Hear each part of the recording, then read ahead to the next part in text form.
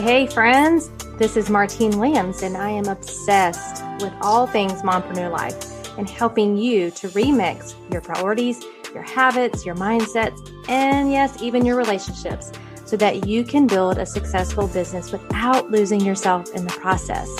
I'm also obsessed with the color turquoise and lyrics of the 80s and 90s, but that's beside the point. Girlfriend, you don't have to hustle 24/7, 365 and continue to sacrifice your health, your relationships, and your sanity to be a successful mompreneur. As a small town girl living in a lonely world to a six-figure mompreneur, I am here to teach you how. There is a better way, and this podcast is your one-stop shop for all of the how-tos, the encouragement, the life hacks, the success tips, and of course, a little side of tough love. This is the Mompreneur Life Remixed podcast. So let's do this.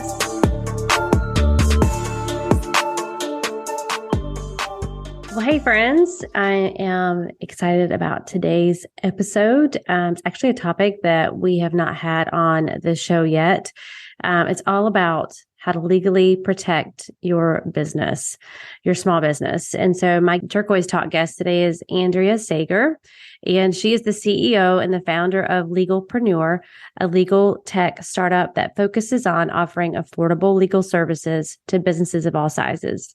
While working at a corporate firm, Andrea noticed a gap in the legal industry. No one was catering to the small, innovative startup brands dominating her social media feeds.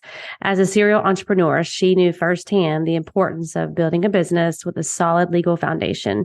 However, she also knew that many new businesses simply did not have the funds. That realization led to the development of Legalpreneur, because legal services should be accessible to everyone. In addition to running her company, Andrea is a mom of two in Houston and is passionate about all things health, wellness, poker, and business. So I'm super excited for you to hear her story. And she's got some really, really great tips for us when it comes to legally protecting your business. So get your pen and paper ready and let's do this. Welcome back, friends, to the Mompreneur Life Remixed podcast. This is Martine, your host and your CEO, your Chief Encouragement Officer. I'm really excited about today's Turquoise Talk guest. I have never had anybody on the show to talk about this topic, so I'm really excited for you. Maybe this is a goal of yours this year, is to really start looking at the legal side of your business, or maybe you're just getting ready to start a business and you haven't even thought about this. So I'm really excited to welcome Andrea Sager. I said that right, didn't I? Yes, you did. Okay, good. To the podcast. And so thank you so much for taking the time out to come on here and talk about probably a topic that most people don't want to talk about, but we need to, right? We need to have these things in line. So thank you for taking the time to come on. Thanks for having me. I'm really grateful to be here. Awesome. So tell us a little bit about you, your family, where you live, how you kind of got into this business. Yeah, so I started my first business. Honestly, I'm just a serial entrepreneur. I started my first business in law school. Not that I wasn't busy enough, but I was poor because I was making no money. And in law school, you can't even work. So I started my first business, which was a clothing boutique. And the reason I mention that is because that has literally led to every next step of mine. I never thought that would be like really what opened up my eyes to entrepreneurship, but that was really just set the scene for me. And so when I graduated from law school, I had the big dream job, working at the big firm. I thought I was set for life. And by this time, the boutique had grown. Like, we opened a brick and mortar store. I was manufacturing, really built it up. But then I knew I didn't want that. I knew I didn't want to do that for the rest of my life. So I sold the boutique. And then I was working at the big firm, but I was absolutely miserable. And the thing is, I had my son, my first child, while in law school, my last semester. And we had planned it out that way because I told my husband, who's now my ex-husband, I was like, I'm not going to have a kid in my first 5 years of practice because I wanted to be married to my job. Right. And we went into it, we had the conversations, and we literally had the conversation, I am having this child for you, as in you're going to be the primary parent. That we had that conversation. Right. And he stayed home with our son once I started working. But I was absolutely miserable. I remember sitting there in the office. I was in Cincinnati. I was on the 38th floor of the tallest building, like from the outside looking in, like it was beautiful, but I was just miserable. And I remember the first week I was there, I was watching all these old white men in 3-piece suits walking by my office. And I was like, oh my gosh, they've been here since they were my age. And it just hit me all of a sudden.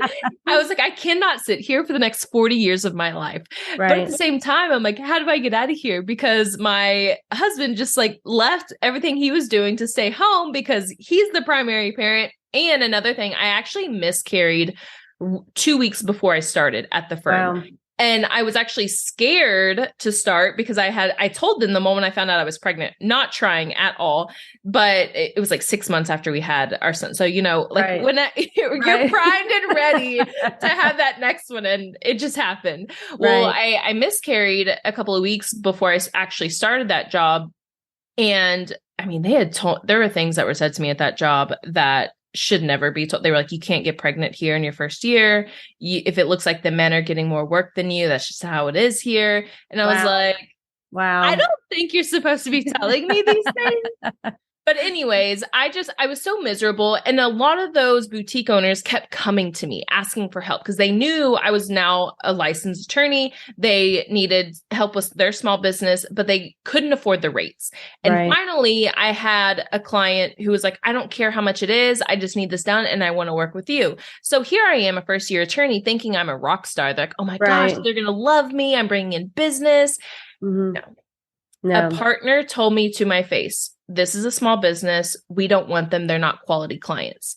And in my eyes, I had been like, that was my whole experience with small businesses and seeing how successful they were. And so it was that moment where, I think we all have these defining moments in life. And for me, that 100% was it. Because I remember just like staring at him in his face, hearing the words he was saying. And in my brain, I'm just like, this is not the place for me. Like I have to go out and do something else. Well, we were in Cincinnati. We were planning on moving to Houston, which is where my parents are. And it was a Monday. We put our house on the market. Wednesday, I remember texting my husband at the time and saying, I can't do this. I think we have enough money to hold us over. I'm ready to quit.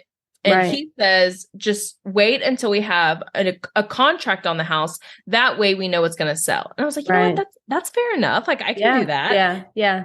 And so, and mind you, we didn't really have like that much of a plan as far as like what I was going to do. I was still like looking for a job. I was applying for jobs in Houston, but nothing had really hit yet. Well, Friday morning, my boss and my mentor walk in and immediately I know what's going on because I'm like 5 minorities rolled into one. So I always tell people like I manifested getting fired because I knew I would have to get a severance package. And I held on just long enough because I was going to quit Wednesday. They came into my office on Friday. I got the severance package. And that night I launched my law firm and I've been serving small businesses for the past 4.5 years. And it's been a dream. That's awesome. What is your, do you have a favorite client, not like person, but like a favorite type of client you like to work with as a small business? Is there are they boutiques? Are they online entrepreneurs? I would say boutiques and entrepreneurs, both of those. Well, yeah, I mean, podcasters, honestly, like I guess the people that I don't like working with the most are the ones that more local businesses. Not that I don't like working with them, but there's so much more I can do and help an online business with, an online boutique with. So that's why those are my favorite types of clients. Okay. Awesome. So in that transition, it's interesting. The last few people that I've interviewed have kind of gone through a pretty big shift out of corporate into, becoming an entrepreneur, which is always fascinating to me. What was kind of the mess? There's always a mess before the success, right? And in that transition, if someone's listening and they're like, all right, this is the year, I'm fed up with my corporate job. I'm ready to start my own business. Like, what were some of the lessons or messy parts that you wish you would have known before you did it?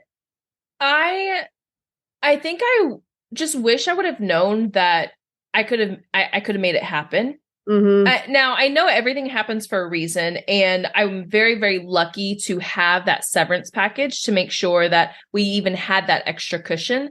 However, getting fired and realizing, okay, I have to make this work. Mm-hmm. You can make that shift in your head without getting fired. Like, and for me, I saw getting like, it took everything in me not to be excited when they came into my office. But I know some people that like, they'll cry and it's like the worst thing of their entire life. But for me, like, that was what I was waiting for. Right. And I think for me, the mess was not having a plan. And it was, there was so much, like, my marriage was on the fritz at that point. We still hung on for a couple of years, but it was wanting to go out on my own and me having the confidence in myself, but not having a partner that had the confidence in me. I think that honestly was the biggest mess for me. And now, like, it is incredible to see what has been going on for the past 2 years since I did transition even out of the marriage. But it's always you're so right. It's always the messiest before you see the true success. Yeah. And you have to just be willing to take, imperfect action. You're not going to have, before you have the perfect plan, So I just wanted to kind of ask you about that. So let's kind of dive into the legal side of businesses. And like, when is the best time to start legally protecting your business? If someone's listening and they're like, I've been in business for 10 years, I've never done this, or I'm just starting, like, when is the best time to really start legally protecting your business? And what does that look like? What does that actually look like? Yeah. So I think the best time is as soon as possible. And I don't want that to scare you into like, oh my gosh, I haven't done anything, or I can't launch my business until I do this or that. But the best time is as soon as possible. And the three main things that every business needs, no matter what type of business you have, every business has the same three needs. And then every business will have different additional needs. But for the most part, every business has the same three. And that's your business entity, which is typically an LLC, then contracts, and your intellectual property. Now, your entity being an LLC, if you go to any Facebook group anywhere and ask people, hey, should I be an LLC or a sole proprietor or an S Corp? You'll get a million different answers from a million different people. Right. As the attorney, I'm here to tell you, you should be an LLC as soon as possible, because from some people you'll hear, oh, wait until you're making X number of dollars. And I understand why they say it, but that's not good advice, because anything that happens before you're an LLC, you don't get protection for. And the sole purpose of an LLC, which is a limited liability company, it is to protect you personally from the debts of your company. And you may think, oh, I don't have any personal assets. I don't have anything that they can come after. I don't have any debt in my company. Well, what about in the future? Right. The goal of your business is to have these assets. It's to build this business and create this whole new life for yourself. And before you're an LLC, whatever happens then, they can come after you a year, two, however many years down the road, and come after you when you have those assets. Right. So you're getting the LLC now to protect what you have now and what you get in the future. So don't think you're ever too small or it's too early for the LLC. You want that done as soon as possible, because the protection that it provides, it's great. Right.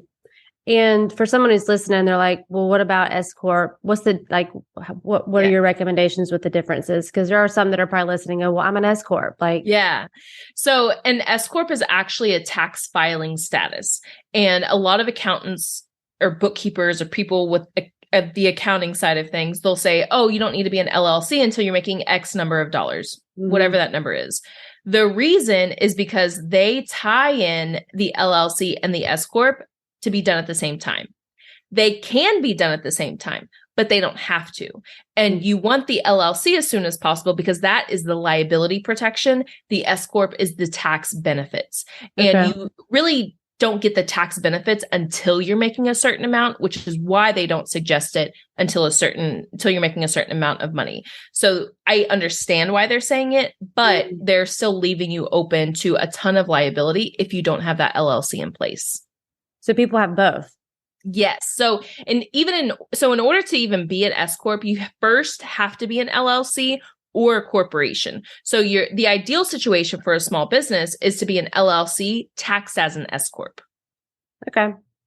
Very cool.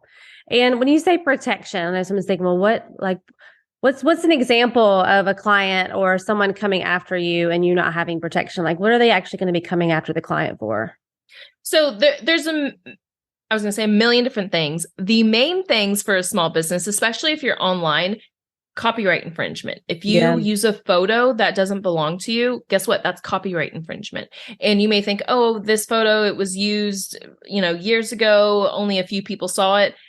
We get clients weekly that get a cease and desist letter because of a photo that they used years ago, and it was hidden on their website somewhere. But there's so much software now where it can be found and they'll still come after you because they can sue you for it. And so it's unethical, but for some photographers, it's becoming like a business model where after so long, they'll go and use the software to search to see where is their photo being used without their permission. They'll send a wave of cease and desist letters, see who pays to make it go away. And then who doesn't pay or who doesn't respond, they will do a little further digging and see, okay, what can we go after for these people?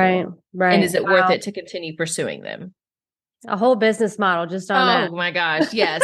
And then, then you have trademark infringement, which we can get into that in a little bit with intellectual property, but there's a number of things. And of course, if somebody doesn't pay, if you don't pay, if you don't fulfill the service, if you do a bad service, it just, there's a ton of different things that can happen. And so my job is what I like to call it is building a wall of legal protection. So all of these measures that I talk about, it is legal to conduct business without these things. However, you are leaving yourself open to so much risk. And as a business owner, the goal is to get all these assets. The goal is to build this lifestyle. And so if you're not protecting what you're making, you're not going to be able to keep what you earn. Right. So now I think you've pretty much convinced everyone that's listening that they need to at least be pursuing it. I think sometimes we can just stick our head in the sand and say, oh, I don't understand it, or it's too complicated. It's almost like, this is probably going to be a bad analogy, but there's so much information out there for health and wellness, right? And people just get confused. And so they just don't do anything. And I feel like it's kind of the same thing with legal. Like they just don't know where to start, or it just seems too complicated, or that's not the way their brain works. And so we just stick our heads in the sand and think, well, it's just not going to happen to me. Well, that's exactly until it why. does. Yes, exactly. And that's exactly why so my mission is to educate as many business owners as possible, because I can't tell you how many entrepreneurs I've worked with, they finally have that light bulb moment and they're like, oh, that's it. Like, that's all I have to do. And people keep it's just this thing in the back of their head. They're like, it's scary. It's intimidating. It's expensive. It's only those things when you put it off until there's an issue. So if you just what I'm trying to get across is, look, just put a little bit of work up front. Spend a little bit of money, and it's going to take you so far down the road. These three things, like making sure you have an LLC, using written contracts, protecting your intellectual property, doing those things is going to take you so far down the road. And some people, I've heard it all, but of course there's going to be those people that are like, oh, well, I've had an LLC and I've done all these things and there's never been a problem. Like, why did I waste all that money? It's like, it's not wasting money. Like, there's no problems because you did those things. Right. And there are things that can just come up, just because you're not dealing with legal issues every single day doesn't mean there can't be a legal issue that arises. Right. So I know someone's probably thinking, okay, well, how much is this going to cost, and how can I step into this without completely, or making my budget go upside down? Yeah. So I tell people, look, there's 3 ways to get legal protection done for your business. The cheapest way is DIY, doing it yourself. Then you have working with a third party, which is like so my company, Legalpreneur, we're a third party. We're not a law firm. We do all the legal resources and services for you, but it's not an actual attorney-client relationship. And it's very similar to LegalZoom. Like if you Google like how to file an LLC, LegalZoom is going to pop up, InkFile, all those third-party websites. That's what my company, Legalpreneur, is. And then the third and most costly option is working directly with an attorney.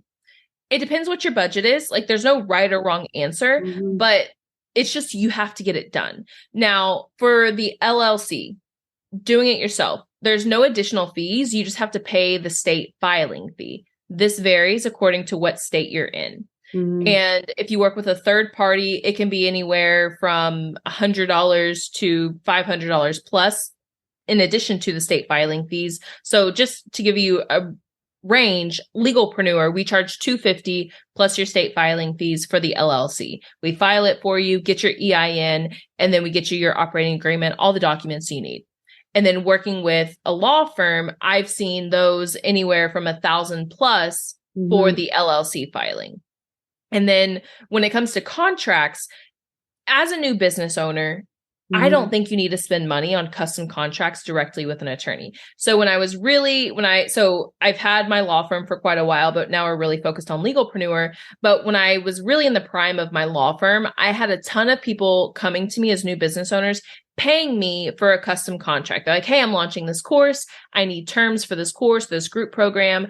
And I would take them through my process to draft the contract for them. But because they were so new, they didn't know what they needed in business. Right. And so they ended up just using my contract template anyway. Yeah. And so then we launched our contract templates.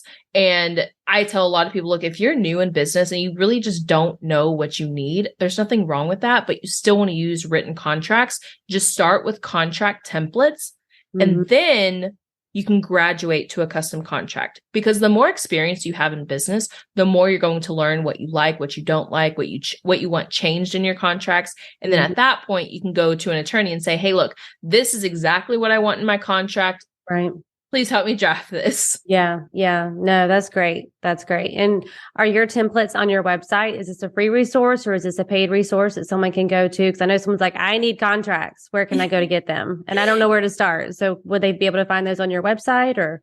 Yeah, so you can go to thecontractvault.com. We sell them in different bundles. So depending on what niche you're in, if you're a podcaster, we have a podcast bundle. It's anywhere from like 3 to 7 contracts per bundle, and it's $199. Just $200. You get all the contracts that you need for your niche. Okay, awesome. I feel like you're going to need a lot of visitors there after today. Okay, so the 3 steps to legally protect your business, are those the 3 that we were just talking about? Yeah. So you want your LLC, your contracts, and then you want to make sure you're protecting your intellectual property. This is most important for those online businesses. And when I say like my favorite clients are the online businesses, it's because of intellectual property, because whether you realize it or not, it's probably your most valuable asset. Yeah. And the way I like to illustrate this is Nike. Let's say Nike, a $1 billion company. I don't think they're a trillion. I know they're a $1 billion company. I don't think they're yet a $1 trillion company. But let's say after this Christmas, right? Yeah. Let's say Nike had all of their merchandise in one warehouse. This would never happen. But let's say it was all in one warehouse, and that warehouse burned down. So they literally had no merchandise to sell. Would Nike no longer be the $1 billion company that they are? Right. They absolutely would. Yeah. They would not have anything to sell for a little bit, but they would not lose the value of their company. That is because of their intellectual property, all the patents, the trademarks, the copyrights that they have. It is because of the brand that they've built and the protection that they have around that brand. It's not necessarily the merchandise. When companies go to sell, most of the time, the buyer, they don't care about the inventory. They don't care about what products they have to sell. They care about what's the brand, what is the brand about, what protection does this brand have. Now, one example that I love to use from a few years ago is Limited. Yeah, I think they're only online. I know, because I used to love shopping there. Me too. I loved Limited. And the Limited and the Express were like side by side in my mall. Yes. You know? And it was like they just went to the one. Yes. And so the Limited, they sold. I think they filed for bankruptcy and they were purchased by a company. Well, that company that purchased them, they literally didn't buy the merchandise. All they wanted was the brand name. They started making their own merchandise with their own manufacturer. And now I think they're only online. I know they were. I'm not sure if they still are, but they didn't care about the merchandise. They just wanted that brand name. And so pay attention now when you hear about companies buying like an e-commerce brand or a product-based business. they probably are not buying the actual physical goods. They're buying the brand, and the brand is intellectual property. Right. Right. That's good.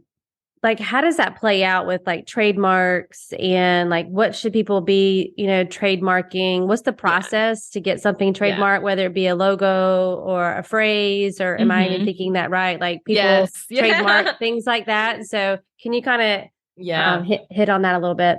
Yeah. So there's 3 forms of intellectual property: patents, which are inventions. I don't cover those. Whole nother ballgame. Right. Trademarks and copyrights. Now, trademarks and copyrights, they're 2 of the most misused terms with entrepreneurs. And the easiest way to know the difference, I'm going to break it down. It's going to be super simple. Trademarks equal branding. So your brand name, your logo, your slogan, a product name, a service name, your podcast name. Mm-hmm. Most likely the things in your business that have a unique name to them, it can probably be protected with a trademark. Okay. So trademarks equal branding. Copyrights equal content. This is your creative work, your videos, your photos, your blog posts, your website copy, your long form captions on social media. Mm-hmm. This podcast, the name, trademark. Each episode, copyright. Okay. And what is the process from start to finish to having actual trademark on your logo or on your phrase and copyright stuff too? So the thing about copyrights, you actually have federal protection the moment the work is created. So you don't have to have a registration to have protection.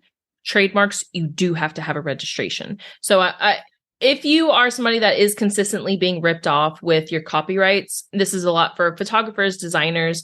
You do want to get in the process of consistently still registering them because there are some benefits. However, for most business owners, I tell them your money is better spent on a trademark application rather than a copyright application. Because I'm typically working with very small business owners. They have little to no budget. I have to make it go as far as possible. So I tell them, look, your money is better spent on a trademark application. And right now, the trademark process, they're way behind ever since COVID hit. And it's taking at a minimum a year from the date you file to be registered. The filing fee is $250 per application, per class. Now, and that's doing it yourself. Right.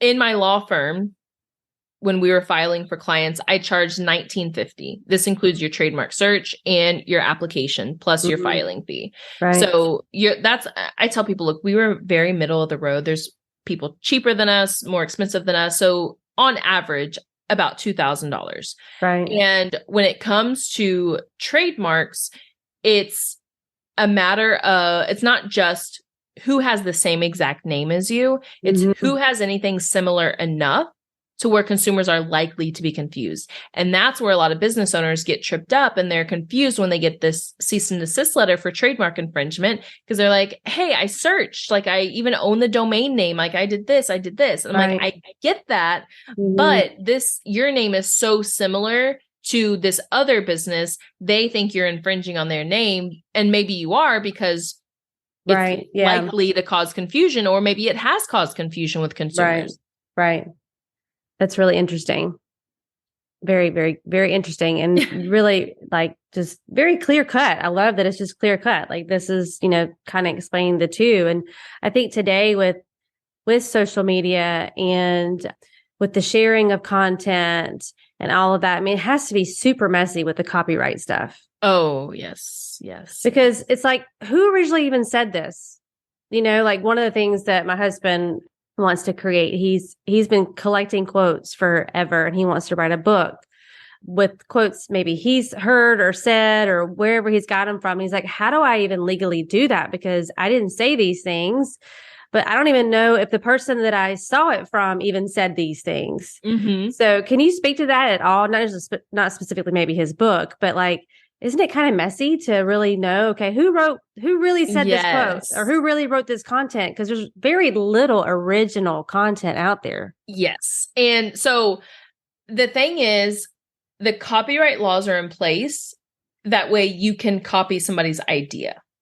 It is the expression of the idea that's protected. The Copyright Office does specifically state that short quotes are not protected with a copyright. However, the exception to that is song lyrics.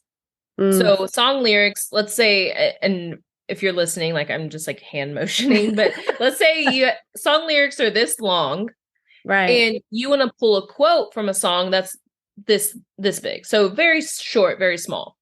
Short quotes can't be protected. However, the song lyrics can be protected. Okay.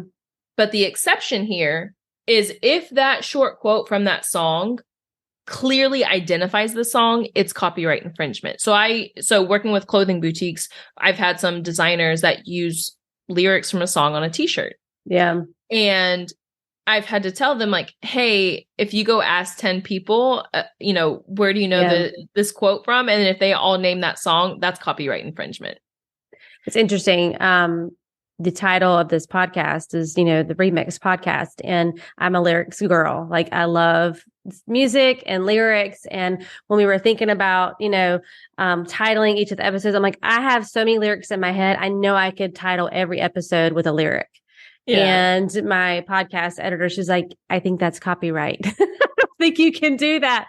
I'm like, man, but it's so fun. And it's so, fits the name of the podcast. But anyway, so that's really interesting. So just a single quote that's out there, like that's free reign. I mean, for the most part, I think integrity wise, you always want to give credit to the person, right? That says it. But that's interesting. Yeah. So there's a lot to copyrights. I mean, there's so many nuances, so many things that can happen. But for the most part, as a general rule, short quotes cannot be protected. Interesting. Okay. Well, is there anything else from a legal? I have a couple other questions I want to ask you just about business, but is there anything else if you had a chance to talk to like all the mompreneurs right now that are listening that you would want to share with them about the legal side of their business?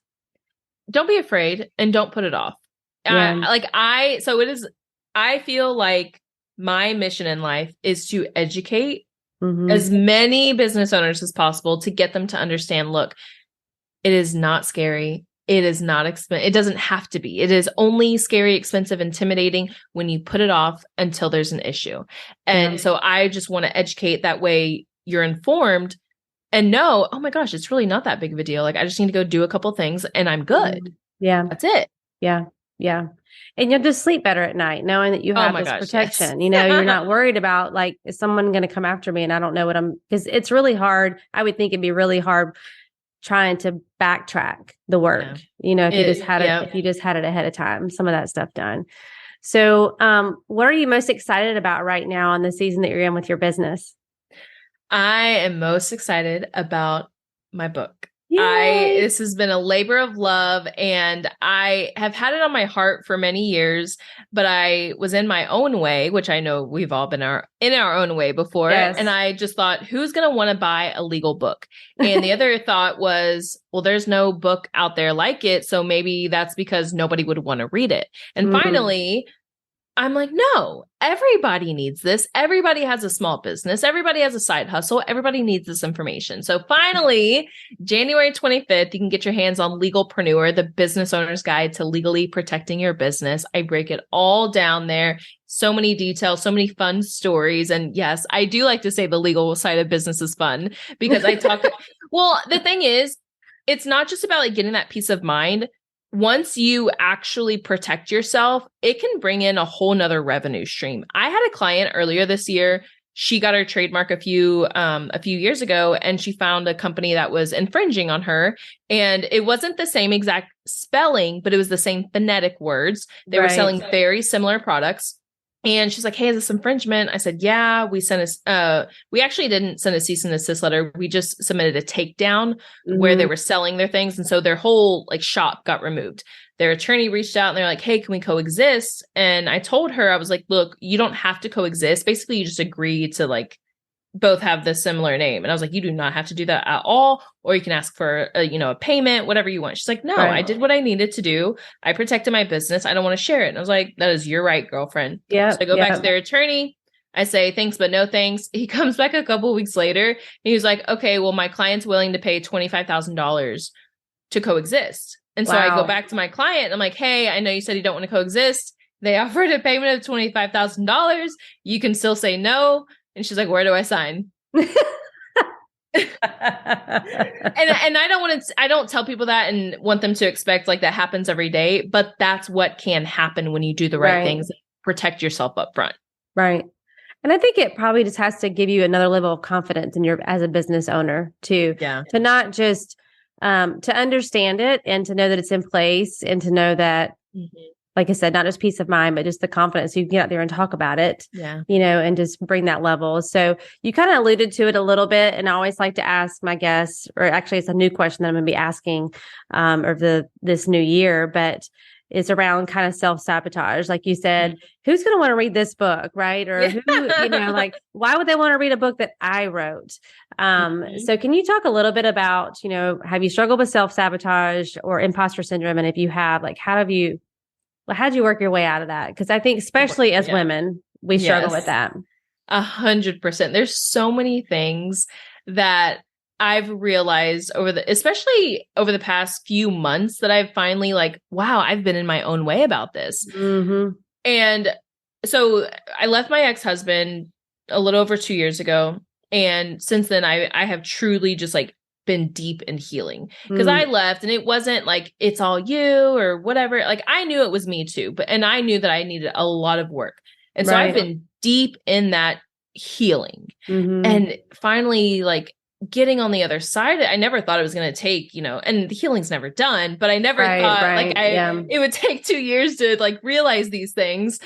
But it's really just remembering and being authentic to yourself. Like if you are living in alignment and you have a desire on your heart, there's nothing wrong with that. Like there's nothing to feel imposter syndrome about. There's nothing to self-sabotage about, because I always feel like if you are truly living in alignment, being your true authentic self, and it's a desire that you have, then that's what needs to get done. Like that's a desire. You need to live according to your truest desires. And so now that's why I wanted to write the book. I'm like, okay, this has been on my heart for a while. Like I'm recognizing this is a true desire of mine. And I thank myself and my body for trying to protect me from that fear of rejection. Right. And just remember, no, like this is a desire of mine. And so I have to, like, it is my job. It is literally my job to go and fulfill my own desires. Right. Right. I love it. Cool. All right. So I like to end with some rapid, just fun questions. What's a favorite business resource that you're using right now? Like, do you have a favorite app that you use for your business? Do you have a favorite website that you love? Or I love TikTok. I'll have to come find you. I'm not really on. I mean, I'm on there, but I don't post anything on there. I'm obsessed with TikTok. I love to post 1 million times a day. I'm watching it many hours a day. Like I'm obsessed with TikTok. Are you dancing on TikTok? I have done dances. Yes, I have done dances. You don't have to dance, right, to be on TikTok. But, you do not have to. Seems to be a popular thing. So what's been a favorite book that you've read recently? Oh, man. So many good books. Okay. Honestly, the last book I read was The Surrender Experiment by Michael Singer. Okay. And he wrote The Untethered Soul as well. I read that. And then I heard about The Surrender Experiment. And that has just like completely opened me up as well. And that book, it's really just living life according to just what's in front of you. Right. It's not listening to that voice inside your head, because that's the self-sabotage. That's what's holding us back. And so when something's presented to me now, and I internally am like, no, or whatever's inside, I'm like, okay, this is here for a reason in front of me. Let me lean into that. Yeah. Yeah. So good. All right, cool. I'm gonna have to check that out. And do you have a favorite quote or mantra that you just helps you on a rough day when you're just not feeling it? I have a lot, but I think so. One, I actually have this tattooed on me. It's everything happens for a reason. Yeah, that's true. That's true. Well, this was so fun. Thank you so much for being on here. We'll include all the links to her book and her website and the what were they called? Oh, the contracts. That's all on your website, but we'll put specific links in there for you to make it super easy for you. And thank you so much, Andrea, for being on here. This was a lot of fun. Thank you. I got some homework to do. All right. Thanks so much. And I will catch you on the next episode.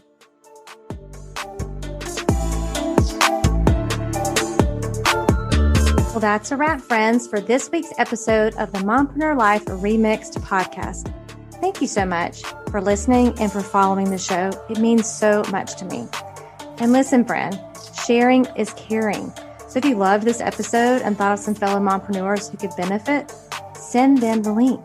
Share this episode or take a screenshot and head on over to Instagram and share and tag me at Martine31Williams. We are connected on Instagram, right? It's where you will get all the fun behind the scenes of my life and business as a mompreneur. Until next time, know that I am believing in you always.